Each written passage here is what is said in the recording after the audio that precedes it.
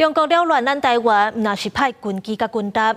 17有2粒气球飞过海峡中线，18个有1粒是出现伫基隆的西北边。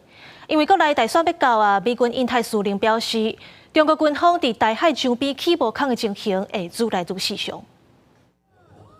大选特别讲话，国际也关注台海局势。美国联邦众议院中国问题特别委员会主席盖拉格18致函美国国防部副部长史克斯，讨论美国如何伫区域敌对情绪愈来愈严重之际，帮助台湾协助中国。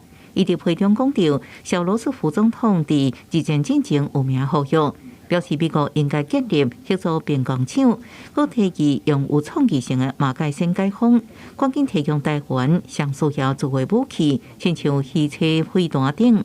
就是加速台美之间的这个工业合作。因为台湾有很优良的这个制造业，那美国的武器开发是比较先进的，所以可以把美国的这个研发能量跟台湾的生产能量结合起来，如此可以快速的强化这些军备的生产。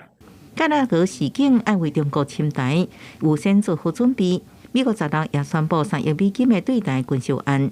中国国防部甲外交部也表示强烈不满，坚决反对，已经向美国提出严正交涉。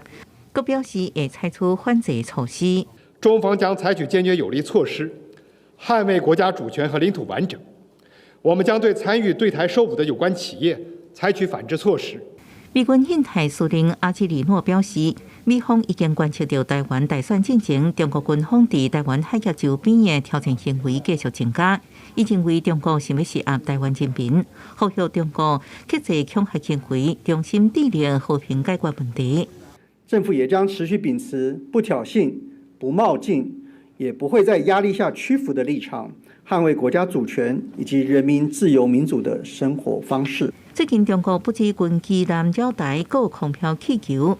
为17 2条气球超过海峡中线了后，18个查到1条空飘气球，伫基隆西北边差不多67海里。另外，要共机4架次共南3只，继续伫台海周边活动。各军拢有严密监控甲应处。记者综合报道。